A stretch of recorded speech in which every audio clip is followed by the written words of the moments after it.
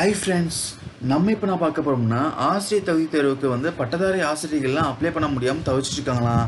So எந்த மாதிரி problem வந்து அவங்க ஃபேஸ் பண்ணுறாங்க பார்த்தீங்கன்னா, ஆசிரியர் தேர்வு வாரியத்தின் அறிவிப்பில் பார்த்தீங்கன்னா 6வது விதியில் வந்து என்ன கொடுத்துருக்காங்கன்னா, ஏதாச்சும் ஒரு பட்டம் பெற்றதுடன் பிஎட் பட்டம் பெற்றவர்களும் பார்த்தீங்கன்னா இந்த இடைநிலை ஆசிரியர் பணிக்கு விண்ணப்பிக்கலாம் தெரிவிச்சிருக்காங்க.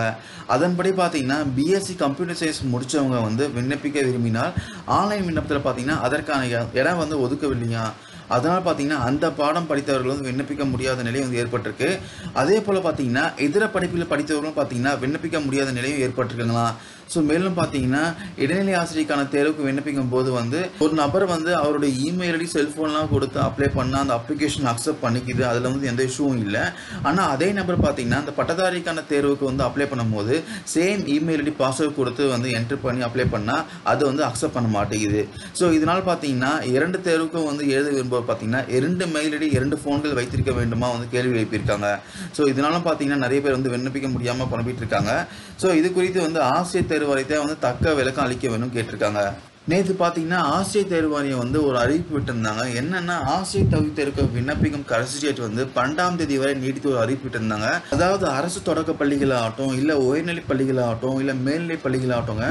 ஸோ இதில் வந்து ஆசிரியர்களாக பணியாற்ற வேண்டும் என்றால் கண்டிப்பாக ஆசிரியர் தகுதி தேர்வு தேர்ச்சி பெற்றிருக்க வேண்டும். இந்த தேர்வு பார்த்தீங்கன்னா கடந்த 2012ஆம் ஆண்டு முதல் வந்து தமிழகத்தில் வந்து ஆசிரியர் தகுதி தேர்வு வந்து நடத்திட்டு இருக்காங்க. இந்த ஆண்டுக்கான தேர்வு பார்த்தீங்கன்னா மே மாதம் நடக்க உள்ளது சொல்கிறாங்க. ஸோ இதற்கான அறிவிப்பு பார்த்தீங்கன்னா கடந்த மாதமே வெளியாயிருக்கு. இது அதன்படி பார்த்தீங்கன்னா மார்ச் 15ஆம் தேதி முதல் ஏப்ரல் 5 வரை வந்து ஆன்லைன் மூலியமா அப்ளை பண்ண சொல்லியிருந்தாங்க ஆசிரியர் தேர்வு வாரியம். ஸோ நேற்று பார்த்தீங்கன்னா இதற்கான டேட் வந்து எக்ஸ்டெண்ட் பண்ணி ஏப்ரல் 12 அப்ளை பண்ண சொல்லியிருக்காங்க. இந்த டேட்டை எக்ஸ்டென்ஷன் எதனால் பண்ணியிருக்காங்கன்னா ஆசிரியர் தேர்வு வாரிய இணையதளத்தில் ஏற்பட்டுள்ள சில பிரச்சனையால் வந்து இந்த டேட்டை எக்ஸ்டென்ஷன் வந்து பண்ணியிருக்காங்க. ஸோ இவங்க டேட்டை எக்ஸ்டென்ஷன் பண்ணியும் பார்த்தீங்கன்னா ஆல்ரெடி நான் சொன்ன இஷ்யூலாம் வந்து சால்வ் பண்ணலன்னா கண்டிப்பாக டேட்டை எக்ஸ்டெண்ட் பண்ணதுக்கான பயனே இல்லை.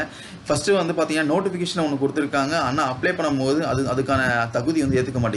ரெண்டாவது வந்து பேப்பர் 1 பேப்பர் 2 அப்ளை பண்ணும்போது same email ID phone number accept பண்ண மாட்டேங்குது. இது மாதிரி ப்ராப்ளம் சால்வ் பண்ணால் மட்டும் தான் அந்த டேட் எக்ஸ்டெண்ட் பண்ணதுக்கான ஒரு பயன் கிடைக்கும். அது மட்டும் இல்லாமல் இமெயில் ஐடிக்கும் மொபைலுக்கும் வந்து ஓடிபி சென்ட் பண்ணோம்னா ஓடிபி ரிசீவ் ஆக மாட்டேங்குதுன்னு தேர்வர்கள் சொல்லிட்டு இருக்காங்க. இதுவும் ஆசிரியர் தேர்வரின் தலையிட்டு கண்டிப்பாக சால்வ் பண்ணி ஆகணும். அதுக்கப்புறம் பார்த்தீங்கன்னா பேப்பர் 1 பேப்பர் 2க்கு வந்து நியூ சிலபஸ் பேட்டர்ன் கொடுத்துருக்காங்க. டிஆர்பி வெப்சைட்டில் செக் பண்ணி பாருங்கள். கண்டிப்பாக இந்த ப்ராப்ளம்க்கான சொல்யூஷன் வந்து ஆசிரியர் தேர்வு வாரியம் ப்ரொவைட் பண்ணுவாங்கன்னு நினைக்கிறேன். ஸோ இந்த அப்டேட்ஸ் வந்து யூஸ்ஃபுல்லாக இருக்கும்னு நினைக்கிறேன். Thank you guys.